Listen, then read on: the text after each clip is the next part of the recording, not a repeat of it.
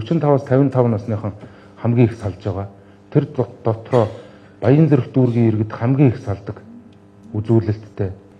Эхнэрийгээ хуураад элдв хүнтэй уулзаад явдаг. Нөгөөд хүндөө ганц нэг уулзангуудаа дурлцдаг. Шууд хайртай бол. Тэгээ яагаад хайртай болсон гэхээр намайг нэгдүгээрт нөгөөд шин төрөө алга багч л та. Манай найз. Намайг нэгдүгээр цагдахгүй байна. Оройтлоо барьлаа гэж хэлэхгүй гэж. Арх хуулаа гэж бас загнахгүй байна гэж. Тэгээ гадуур тэнлээ мэлээ гэж ерөөсөө загнахгүй байна. Тэгэл ер нь ингээл ерөөсөө л загнахгүй байна гэдэг. Эхнэр болохоор ерөөсөө байнгын загнаастай. Тэгэхээр л ерөөсөө би ерөөсөө энтэй сууя гэж шийдээд тэр өдрөөс шийдсэн өдрөөс эхлээд эхнэрлүүгээ мөнгө шилжүүлэхдээ дандаа зээл гэж хийсэн баг. Зээл гэл.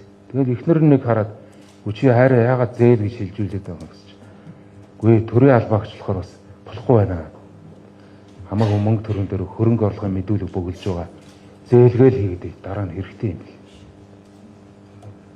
Тэгээд нөхөр яг товлсон хугацаанд гомдлоо гаргасан. Салах нэхэмжлээ өгсөн. 6 сар эвлэрэх хугацаа өглөө. 6 сарын дараа шүүх салгалаа. Хөрөнгийн маргаан дээр нөө өгсөн зээлээ буцааж нэхэмжилсэн.